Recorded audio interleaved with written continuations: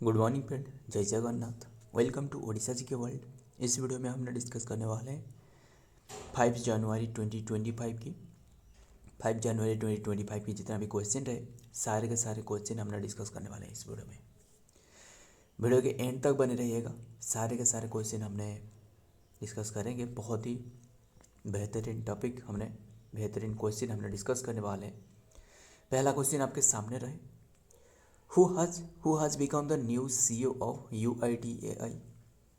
ध्यान में रखना, किसी ने जो कि रिसेंटली न्यू CEO बने हैं, चीफ एग्जीक्यूटिव ऑफिसर, यानी जो कि UIDAI।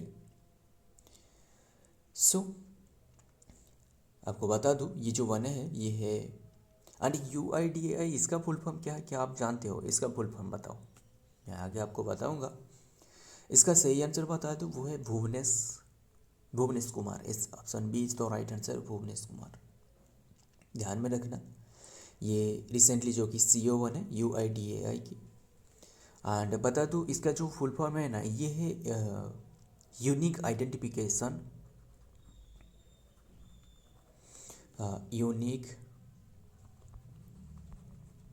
आइडेंटिफिकेशन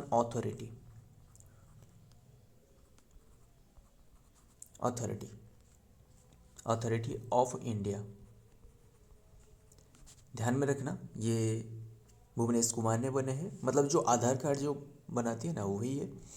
आपके आधार कार्ड में जो UIDAI लिखा हुआ है वो वही है, unique identification authority of India. इसके जो ये तो फुल फॉर्म हो गया। एंड बात करूँ इसके बारे में, जो ये जो रिप्लेस करिए ना, किससे रिप्लेस करिए, वो है अमित अग्रवाल। ये जो डी पर देख रहे हो ना, इससे रिप्लेस करिए। ध्यान में रखना।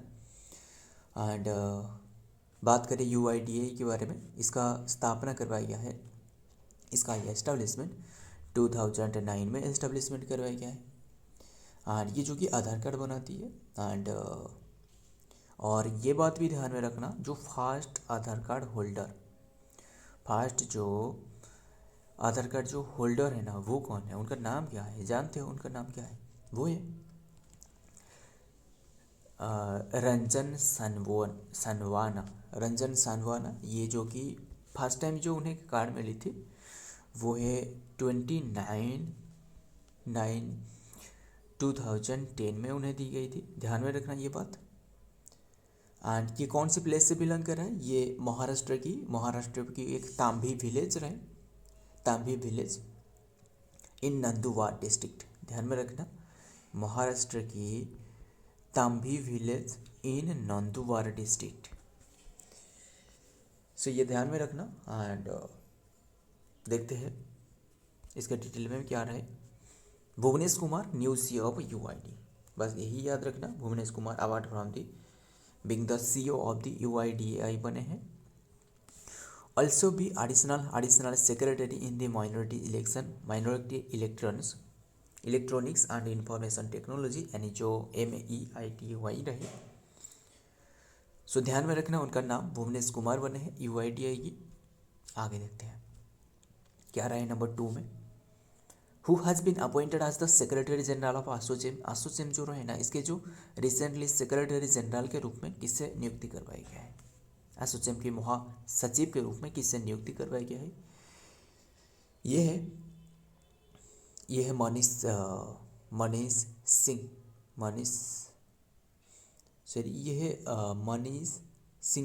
सिंघल। ऑप्शन डी से ये आंसर होगा, बट ये मनीष सिंघल यही है। Option D is the right answer. ध्यान में रखना, क्वेश्चन इंपॉर्टेंट है। मनीष सिंघल बने हैं एसोचैम, यानी जो एसोसिएटेड, इसका जो फुल फॉर्म आपको बता दूं, वो है associated chamber of commerce and industry of India. ध्यान में रखना, एसोसिएटेड चैम्बर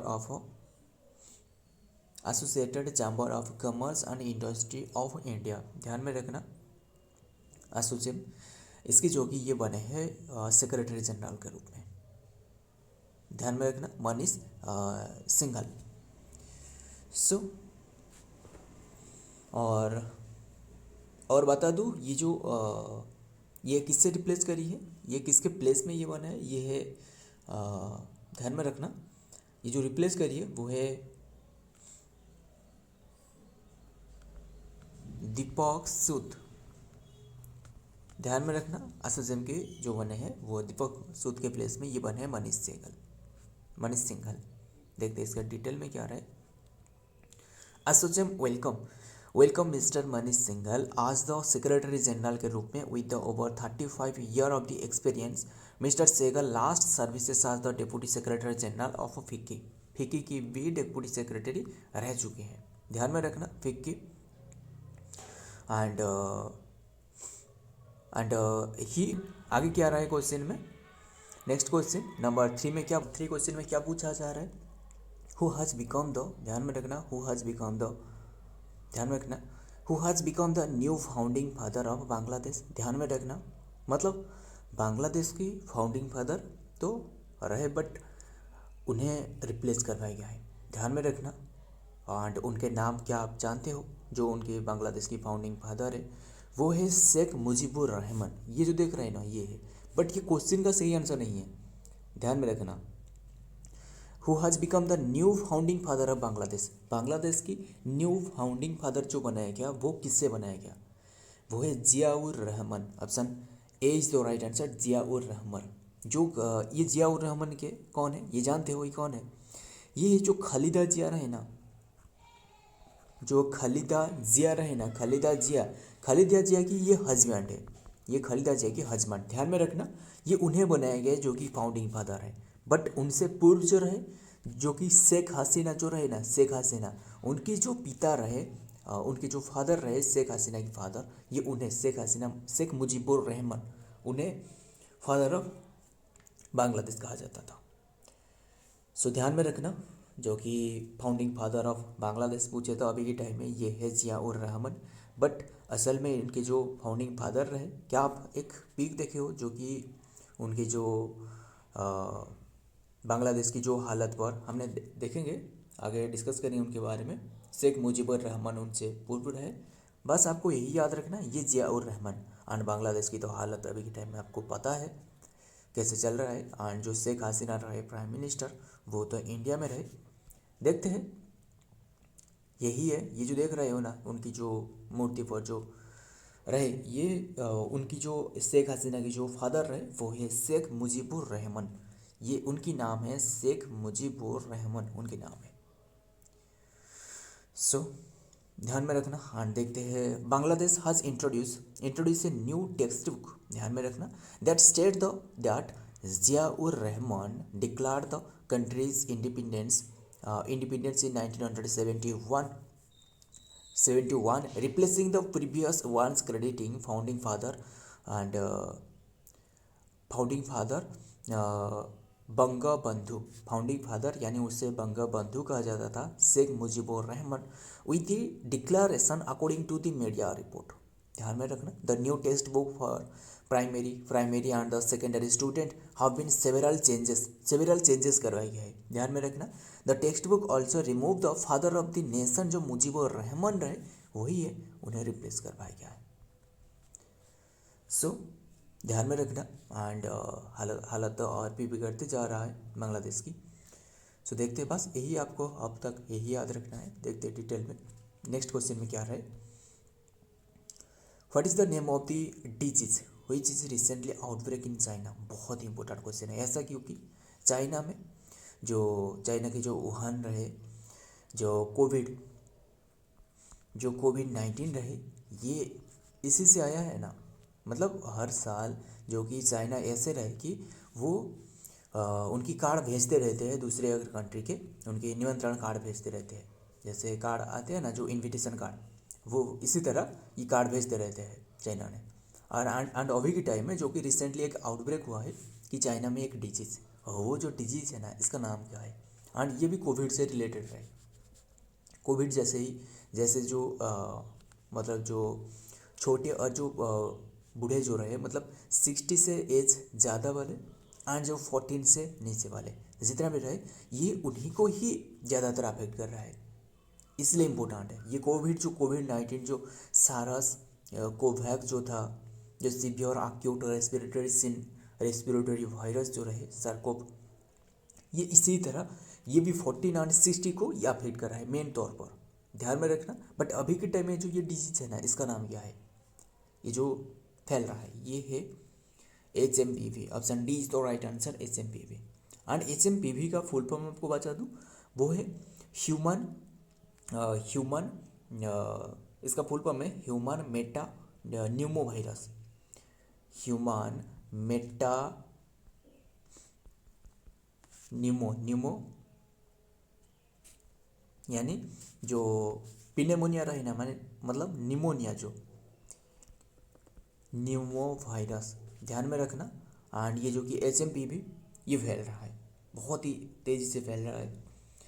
एंड ये भी ज़्यादातर ये 14 और 60 एज पर ये ज़्यादातर अफेक्ट कर रहा है, सो ध्यान में रखना। एंड जो इंडिया की जो कंट्री की जो director general of health services रहे, यानी हेल्थ सर्विसेज आपको पूछे तो ये है अतुल गोयल। ध्यान में रखना, अतुल गोयल ये इसी के बारे में ये चर्चा करी है, इसी के बारे में ये हेल्थ सर्विसेज की ये अतुल गोयल ने ये रिपोर्ट करी है, ध्यान में रखना। और न्यूज़ में ये आपको बहुत ही तेजा ये बहुत ही तरह ये फैल रहा है न्यूज़ में, सो ध्यान में रखना। ये डिजीज है HMPV, फुल फॉर्म भी ध्यान में रखना। देखते हैं इसके डिटेल में क्या आ रहा है थोड़ा बहुत। यही है HMPV virus in China facts, जो कि symptom rating the diagnosis and the everything else you should know. There has been ये buzz online that the China is waiting another epidemic affect many social media post purportedly. बस आपको यही याद रखना है, disease का नाम है HMPV, यानी इसका फुल फॉर्म भी ध्यान में रखना, जो कि ह्यूमन मेटा न्यूमो वायरस। देखते हैं नेक्स्ट क्वेश्चन में क्या रहा है। यही है ये जो देख रहा है हो, क्या रहा है नंबर 5 में, which university own the Maulana Abul कलाम। ध्यान में रखना, कौन सी यूनिवर्सिटी रही जो कि मौलाना अबुल कलाम आज़ाद यानी MA मक्का ट्रॉफी 2024। ध्यान में रखना, मौलाना अबुल कलाम आज़ाद जो MA ट्रॉफी 2024 की किस विश्वविद्यालय ने जीती है, ये है Chandigarh university. Yes, option B is तो राइट आंसर, चंडीगढ़ यूनिवर्सिटी। देखते हैं इसके डिटेल के बारे में। Making a historic first, Chandigarh university has won the Maulana Abul Kalam Azad trophy 2024, establishing the itself India's premier private university in sport. ध्यान में रखना, क्वेश्चन बड़े इंपॉर्टेंट है। देखते हैं, नाम याद रखना चंडीगढ़ यूनिवर्सिटी। देखते हैं नेक्स्ट में क्या रहा है नंबर 6 में, what is the name of the exoplanet. ध्यान में रखना, बहुत ही इंपॉर्टेंट है। एक एक्सोप्लैनेट डिस्कवर करवाया गया है, किसके द्वारा, नासा के द्वारा। ध्यान में रखना, जो 1958 में जो इसका स्थापना है। और DRDO की स्थापना ये भी वही डेट है, बट ये 1 जनवरी है, इसलिए तो 1 जनवरी को DRDO डे रहे ना। ग्लोबल फैमिली डे भी 1 जनवरी। एंड सो और एक किसी स्टूडेंट ने मुझे कमेंट करी थी कि जो हमने डिस्कस करी थी जो 4 जनवरी, ये कौन है, ये कौन सी डे के रूप में ऑब्जर्व करी जाती है।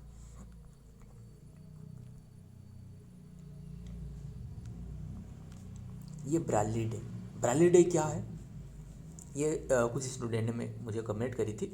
मैं आपको बता दूं, ये मैंने भूल गया कि मैंने सोचा कि आपको पता है, पर आपको बता दूं ब्राली डे मतलब है जो जैसे कि जो अंधे लोग जो भी रहे ना, जो नहीं पढ़ पाते, उनके लिए जो डॉटेड लाइन माध्यम से जो आपके इसी तरह जो कुछ मेडिसिन देखी होगी कि इनमें से कुछ डॉटेड लाइन में कुछ ऐसे ऐसे करके लिखा गया है, मतलब लिखा गया ये तो आपको पता नहीं, बट ये जो जितने भी अंधे लोग रहे ना, वो ऐसे उनके हाथ माध्यम से मतलब उन्हें टच करके वो पता चलेगा कि वो क्या लिखा गया है। अब एंड ये क्लियरली वो पढ़ लेगा कि ये क्या लिखा गया है। एंड यही है डॉटेड सिस्टम माध्यम से जो रीड करना, वो इसी डेट को यानी 4 जनवरी को ऑब्जर्व करी जाती है वर्ल्ड ब्राली डे के रूप में। ध्यान में रखना क्वेश्चन। एंड इसके बारे में बात करें, एक्सोप्लैनेट एक डिस्कवर करवाया है, किसके द्वारा, नासा के द्वारा डिस्कवर करवाया गया। NASA James Webb space telescope हज आइडेंटिफाइड, ये आइडेंटिफाइड करी है। इसका नाम क्या है वही इंपॉर्टेंट है। मतलब ये सही आंसर बता दूँ, option D is the right answer, K218B इसका नाम है, बस यही है। बट इसके बारे में और क्या क्या क्वेश्चन बन सकता है। ये जो K218B ऐसा ऐसा है कि ये CO2 एंड एक तो रहे मीथेन, यानी मीथेन का CH4 आपको मिलेगा मीथेन, एंड उसके साथ हाइड्रोजन भी रहे, हाइड्रोजन ये CH4 तो रहे, मतलब इसमें तो हाइड्रोजन रहे, हाइड्रोजन भी रहे, एंड ध्यान में रखना हाइड्रोजन रहे, मतलब ये इसलिए इम्पोर्टेंट है क्योंकि ये लाइफ पॉसिबल है। CO2 रहे, इसमें ऑक्सीजन रहे, ये मतलब लाइफ पॉसिबल है, इसी ऐसे बताया जा रहा है। ध्यान में रखना, क्वेश्चन इंपॉर्टेंट है। एंड हो सकता है कि होप किया जा रहा है कि इसमें वाटर भी हो सकेगा, वाटर, हालांकि ये क्लियर डिटेल्स नहीं मिली है, बट बताया जा रहा है ये कि ये हालांकि ये वाटर भी मिल सकता है, एंड वाटर मिल जाएगा तो यहाँ लाइफ पॉसिबल है, बहुत इंपॉर्टेंट है। एंड ये लगभग अर्थ टू, मतलब ये अर्थ टू ये कितने की दूरी पर रहे, 124 ईयर, 24 लाइट ईयर। अब जानते हो ये लाइट ईयर का मतलब क्या है। लाइट ईयर का मतलब यही है कि मतलब एक साल भर में लाइट जितना दूरी तक तय कर सकता है वही है लाइट ईयर। एक साल में सोच सकते हो ये मतलब 124 ईयर लग जाएगा एक लाइट ट्रैवल होने में, जो कि इसी प्लेस पर, यानी जो K218B देख रहे हो ना, इसी प्लेस पर पहुंचने में। अब आपको पता चल जाएगा कि ये कितनी दूरी पर है, बस आपको यही याद रखना है, ये पता लगाया है नासा ने, वही इम्पोर्टेंट है। बट इसके डिटेल तो हमें नहीं पता है, बट जो भी डिटेल पता है मैं आपको बता दी। और भी थोड़ा बहुत बता दूँ, अर्थ टू ये अर्थ से लगभग 2.6 टाइम्स, 6 टाइम्स मोर है, टाइम्स मोर वेट, इसका मोर वेट है। एंड वेट आपको पूछे तो ये ज़्यादा मोर है, more weight, and 8.6 time more, जो कि अर्थ से 8.6 टाइम मोर, ध्यान में रखना। एंड अब बताओ अर्थ की रेडियस क्या है। अब जानते हो अर्थ की डायमीटर क्या है एंड रेडियस क्या है। एंड सो आपको बता दूँ, ये जो रेडियस है ना, ये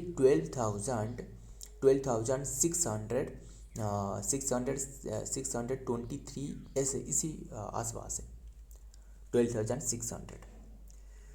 देखते हैं डिटेल में क्या आ रहा है। NASA James Webb space telescope, जो कि टेलीस्कोप हाज डिटेक्ट करी है an exoplanet K218B which is larger than the earth से बड़े है, located in a habitable zone the planet atmosphere contains a methane, carbon dioxide and potentially dimethyl sulfur रहे, and suggesting the possibility of life supporting condition। इसलिए important है, मतलब ये बताया जा रहा है कि ये पॉसिबल हो सकता है लाइफ। नेक्स्ट देखते हैं क्या रहा है नंबर 7 में। Who has been appointed as the DG of directorate general of civil aviation, यानी DGCA। ध्यान में रखना, DGCA किसने अपॉइंटेड करवाया, क्या है DGCA की, जो कि डायरेक्टर जनरल के रूप में। सही आंसर आपको बता दूँ, ये है option A is the right answer, Faiz Ahmed Kidwai, ये यानी जो कि 1996 बैच की IAS ऑफिसर है। IAS ऑफिसर यानी ये मध्य प्रदेश कैडर से रहे, मध्य प्रदेश कैडर की। एंड मिनिस्ट्री ऑफ जो ये बात कर ली, जो कि रिसेंटली बने अपॉइंटेड आज तक DGCA, एंड DGCA इसका फुल फॉर्म जानते हो, ये वही है director general of civil aviation. And civil aviation की जो मिनिस्ट्री रहे ना, उनका नाम क्या है, मिनिस्ट्री ऑफ सिविल एविएशन, ये जानते हो, करंट अफेयर नहीं, ये सिविल एविएशन है, CA, ये है मिनिस्ट्री ऑफ सिविल एविएशन, ये है राम मोहन नायडू। ध्यान में रखना, काफ़ी इंपॉर्टेंट है, राम मोहन नायडू। एंड देखते हैं इसके डिटेल में क्या है।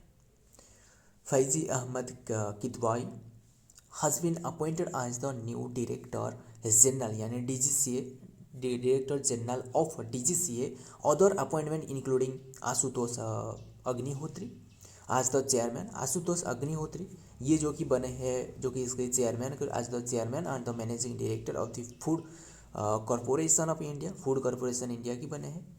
एंड आकाश त्रिपाठी आज the additional secretary in the ministry of power में बने। एंड अब बताओ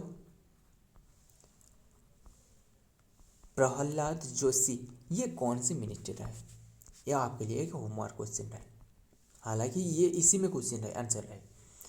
जो मिनिस्ट्री ऑफ पावर एंड कमल किशोरी सोन आज the mission director of the जल जीवन मिशन। ध्यान में रखना, क्वेश्चन बड़े इंपॉर्टेंट है, स्टार मार्क करके चलना, कई सारे स्टार मार्क कर लेना। आगे देखते हैं क्या रहा है नेक्स्ट में। 8 में क्या रहा है? Who has been selected as the Coorg person. ध्यान में रखना, selected as the Coorg person of the year 2024। ये किससे सिलेक्टेड करवाया गया? ये है Rathi Vinay Jha. Option B is the right answer, Rathi Vinay Jha. And देखते हैं इसके डिटेल में क्या आ रहा है। रथी विनय झा IAS, जो कि रिटायर्ड IAS ऑफिसर है, has been selected as the Coorg person of the year 2024 फॉर हिज proactive role in promoting the Kodava culture a time when a Kodavas यानी कॉर्क जो रहे had begun embracing mainstream and the brahminical practices in the practices to their ages and old tradition anchor and natural worship। इन्हीं के लिए जो कि इसी काम के लिए उन्हें दी गई है, जो कि किसे? रथी विनय झा। नाम ही याद रखना, कौन सी अवार्ड दी गई है उन्हें, कौन सी अवार्ड, ये भी ध्यान में रखना, जो कि cork person of the year के रूप में ईयर 2024 की है। ध्यान में रखना। आगे देखते हैं नंबर 9 में क्या आ रहा है? Which state declare the Savitri Bai Phule. ध्यान में रखना, सावित्री बाई फुले ये जानते हो, ये एक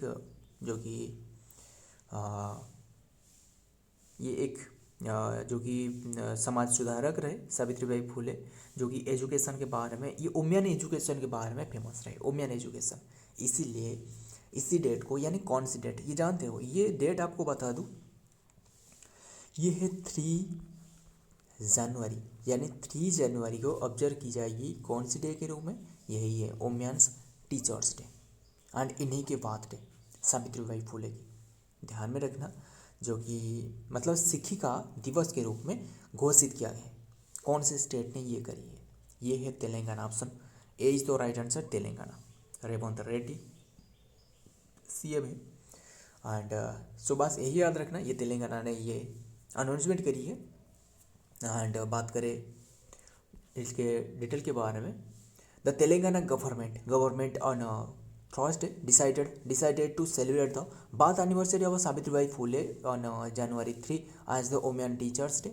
Every year, honor the late social reform and the teachers' contribution to women's education. State Chief Secretary Shanti Kumar issued the government of order in this effect. ध्यान में रखना, क्वेश्चन बड़ा इंपॉर्टेंट है। सो और सारे के सारे डे हमने तो अब तक काफ़ी सारे डे भी डिस्कस कर चुकी है, बट एक सीट लगाकर आपको वहाँ भी डिस्कस कर लेंगे। एंड आज की डेट तो 5 रहे, ये तो कोई भी ऐसे इंपॉर्टेंट डे खास तौर पर नहीं है। बट आपको 6 जनवरी आपको पूछे तो ये जानते हो ये कौन सी डे है? 6 जनवरी ये है वर्ल्ड डे फॉर द ऑर्फेन्स के लिए, जो ऑर्फेन्स रहे उनके लिए एक डे है, ध्यान में रखना। और 9 जनवरी ये तो सबसे इम्पोर्टेंट है, ये एग्जाम में हर बार पूछे जाने वाला क्वेश्चन में से एक है। ये है NRI day, non resident Indian जो डे है, यानी इसे शॉर्ट फॉर्म आपको और भी बता दूँ, वो है PBD, प्रवासी भारतीय दिवस। ध्यान में रखना। एंड ये प्रवासी भारतीय दिवस है ना, ये 2003 से ही शुरुआत करवाया गया है, मतलब ये ऑब्जर्व करने के लिए 2003 से, ध्यान में रखना। एंड महात्मा गांधी जो रिटर्न कर रही थी साउथ अफ्रीका से। एंड अब बताओ महात्मा गांधी ने कौन सी, ये तो डेट तो पता चली, ये 9 जनवरी, कौन सी ईयर में ये रिटर्न करी है? सो आपको बता दूँ, ये जो रिटर्न करी है इसी डेट को ऑब्जर्व करी जाती है, इसलिए 1915 में, ये ध्यान में रखना। सो 10 जनवरी भी हिंदी डे होती है, Hindi yes world Hindi day होती है। हम डिस्कस करेंगे एक एक करके, देखते हैं नेक्स्ट में क्या रहा है। नंबर 10 आज के last question, which country celebrate the तिमोर-लोसार फेस्टिवल आज द न्यू ईयर। किसने, ये कौन सी कंट्री ने सेलिब्रेट करी है? ये है Nepal. Option yes, option C is the right answer. Capital है काठमांडू। एंड ये जो कि फेस्टिवल न्यू ईयर, ये तमो लोसार फेस्टिवल ये नेपाल से रिलेटेड रहे। एंड देखते हैं इसके डिटेल में क्या रहे। Men from the Gurung community dressing in the traditional attire from dancing during a parade celebrating their new year known as the Tamu Lhosar in Kathmandu Nepal. ध्यान में रखना क्वेश्चन इंपॉर्टेंट है। सो फ्रेंड, आज की ये इम्पोर्टेंट क्वेश्चन है। अगर वीडियो पसंद आए तो वीडियो को लाइक कर लेना, दोस्त के साथ शेयर भी करना मत भूलिएगा। सारे के सारे पीडीएफ जो भी नए स्टूडेंट हो आपको बता दूँ, नीचे एक टेलीग्राम चैनल है, आपको वहाँ फ्री में मिल जाएगा बहुत ही कम समय में। जो भी पुराना स्टूडेंट है वो तो पता है। सो मिलता हूँ और एक वीडियो में और एक इम्पोर्टेंट एप्स के साथ। तब तक के लिए जय हिंद, जय जगन्नाथ।